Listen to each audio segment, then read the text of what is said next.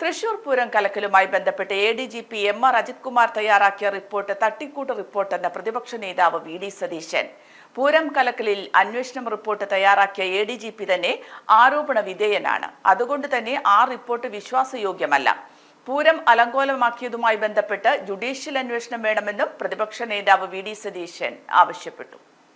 തൃശൂർ പൂരത്തെക്കുറിച്ചുള്ള അന്വേഷണ report ADGP law and order മുഖ്യമന്ത്രിക്ക് കൈമാറി എന്നുള്ള വാർത്തകൾ വരികയാണ്.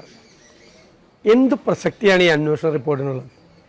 ആരോപണ വിധേയനായ ആളെ കൊണ്ടാണ് ഇത് അന്വേഷിപ്പിച്ചിരിക്കുന്നത്.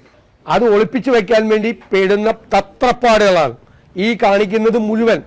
BJPയുമായി ചേർന്ന് BJPയെ തൃശ്ശൂരിൽ ജയിപ്പിക്കാൻ വേണ്ടി പൂരം കലക്കിയത് ഒരു ഗൂഢാലോചനയുടെ ഭാഗമാണ്. പൂരം കലക്കിയതിനെ കുറിച്ചുള്ളൊരു ജുഡീഷ്യൽ അന്വേഷണം നടത്തണമെന്ന് ഞങ്ങൾ ശക്തമായിട്ട് ആവശ്യപ്പെടുകയാണ്.